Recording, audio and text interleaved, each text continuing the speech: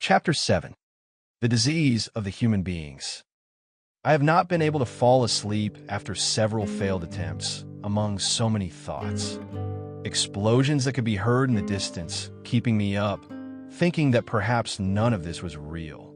It could not be happening. It was too much information to process in my confused mind.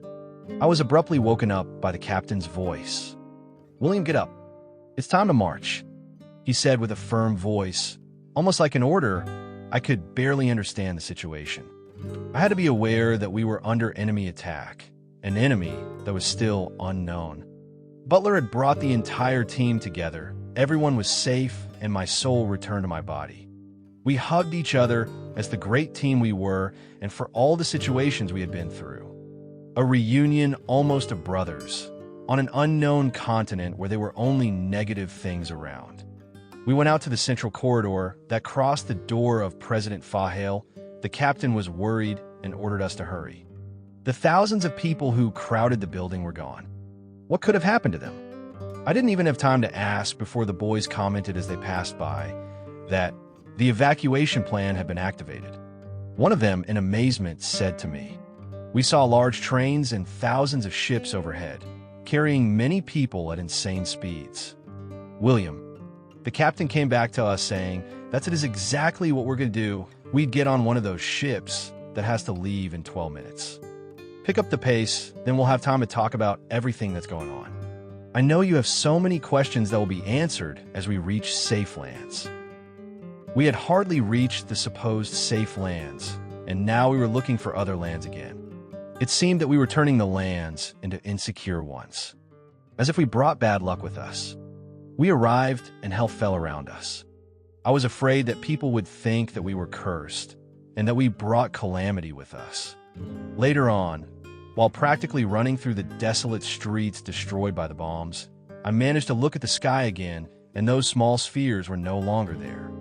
Instead, there were large bluish triangles, of which passed at incredible speeds from one side to the other. I could not avoid looking for a minute when the captain noticed my mistake. He turned to his side, yelling at me, "William, leave the skies for a second. Now is not the time. Those flying birds are our friends. The Iron Blues are making the enemy retreat. Now, please let's get to the destination urgently." I had no choice and I gave in to such a request, although it cost me a lot to let go of such a majestic flight of those blue metal birds. They went from one side to the other. They flew in a magnificent and unique way. I could not believe that they were being directed by someone or by something else. They seemed as if they had a mind of their own. Upon arrival at the supposed destination, there were many agents apparently waiting for Butler, and therefore, all of us as well, although they seemed relieved to learn that the captain was alive. They reproached us for being late and said that they only had to wait an extra minute. Later, they practically placed us quickly on a silver-colored platform, and it took us to the top. While we were contemplating a contradictory view between fire, death, and desolation, we saw a modern city with structures never seen before that represented absolute prosperity. In the sky, the Iron Birds were still battling against these spheres, of which were already far from the coast. The captain asked if this view did not remind us of the portraits of Nuremberg and Basel, but we all looked at each other without understanding what he meant. As soon as we arrived at the top floor, some agents received us, giving us a warm welcome. They were commenting that we were about to have a unique experience touching the clouds. Those ships were not at all similar to the ones we had in our minds, if we ever could even imagine something like that. The structure was huge and seemed to be made of one piece. It seemed that there were routes in the heavens, two different ones leading separately to and from. These supposed large iron structures were lost on the horizon, from what the same agent who received us told me. They connected each point of the large city. He told me to prepare myself because the first experience of traveling in these large ships with wings was something that would never be forgotten. A dark blue ship was waiting for us. Once inside, the opening closed automatically. I sat next to Butler in seats for 4 people, The interior seemed even bigger than it was on the outside. As soon as we sat down, it began to move, although a slight whistle was heard. Butler and the agents told us to try to relax, that getting used to these iron giants was going to be hard at first, but then we'd get used to it, as though it is nothing. As soon as the trip began, one of the boys was the first to faint and fall, but he quickly came to his senses. I was feeling dizzy and missing Butler's conversations with the agents. I tried to relax and join this frantic journey that seemed ejected like a ball from the most powerful English cannon. At times we entered long tunnels, and everything became dark. At that time I thought I would also pass out, but I managed as best I could this feeling of nausea and temporary dizziness. After 15 to 20 minutes, we were all traveling without problems. It was time to pay attention to the beautiful scenery of the ancient reborn republic. In the distance, we saw the most modern and prosperous city that even the great literary minds could not have imagined. The surroundings were dyed in various colors due to the large plantations, flowers, and fruit trees. Green was predominant. It was a really emotional view that invited you to live in this little Eden. In fact, according to what I heard, there were some nearby islands called the Islands of Eden. They offered a greater spectacle, and their name described them perfectly. However, I also couldn't afford to miss out on Butler's interesting conversation with the others about the war strategies they were developing. In a moment that his great talk of plans and strategies ended, I knew that it was my opportunity to satisfy my questions again.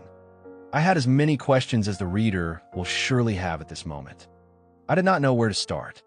Butler beat me to the punch and framed the following question. How much did the last air measurement yield? What degree of damage do we have in the area? One of the agents replied that they were sure they had acted in time, and for this reason, the attack was carried out in the same area, where the numbers showed possible poisoning of the air in nearby plantations. I could no longer bear this conversation that seemed indecipherable codes for me and for the entire group. It was then that I got up the courage and asked, "Can you explain to us? What poisoning are they talking about?" Butler looked at the group somewhat ruefully and explained succinctly. "They poison the air.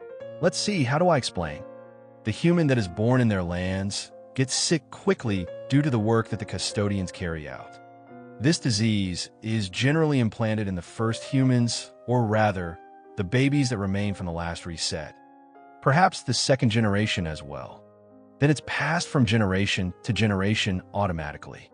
It is also not uncommon for them to poison the air they themselves breathe, which is the most common way sometimes to continue to ensure there are sick future generations.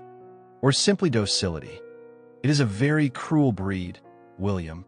I am sorry that you have to find out all this in such an abrupt way, but sooner or later you have to know. We are all stupefied again by such an assertion. How do they poison our air? And what is this disease? Or what harm does it cause us?"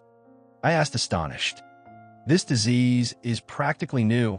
It was used in the last reset," clarified the agent, who listened to our conversation. "We continue to study it closely, but what we know is that it causes their bodies to age rapidly. Also, that only a small part of their lives are useful and profitable for them, and then give way to the next generation quickly. They prefer it that way, because past longevity brought other conflicts. People had more time to analyze the situation in which they found themselves. They are modifying the human and mold it to its usefulness, avoiding any conflict. The idea is always to fulfill the so-called natural cycle of the next reset. Does this mean that they shorten our lifespan?" I asked. "Exactly, William. We in the ancient republic live 3 times longer than you because there's no such modification in our bodies. However, they tried it recently.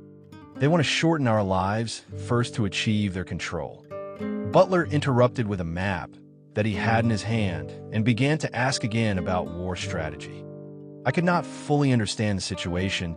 It was all so confusing and it generated such anger in me that it was difficult to handle. I think we all thought the same at that time. The boys wondered among themselves and analyzed this, trying to understand it. The custodians shorten our lives and made us miserable, I understood then that there was no freedom of any form in the known lands. How could we free our people from this evil power? How to declare war on an enemy you are not aware of? And how is the human without this disgusting control? The answer was before my eyes. Absolute prosperity was below us, in every boy and girl who ran freely through the fields, where their life seemed to be happy and carefree until their old age, perhaps at 240 or 250 years. How wise could an elder of the Republic be then? How free was a child born there? How much evil existed within each one without the damned custodial control? We arrived at the capital called the Ark. At the time, there were no delays there. Everything seemed so fast-paced, except for our delay of 1 or 2 minutes. The doors then opened, and we stopped on a platform where everything was covered by some kind of glass. The landscape there was already inexplicable by then. You cannot imagine what the capital was. The reader will not know how to understand that I could not add any words for such a description. These are the moments that I regret not having been born or trained as a great literary. But I assure you that this day we lived the best sunset that someone can have in their entire life. There were never before seen structures that touched the skies, in addition to hundreds of flying wheels. They were like 2 wheels that joined together, forming a sphere with another material that could carry 1 or 2 passengers in it. Something magnificent to see. How could anyone in the known lands even believe any of this? Another incredible detail was that, despite seeing the largest, most illuminated and crowded city of all, there was no noise. Everything happened in absolute silence. How could that even be?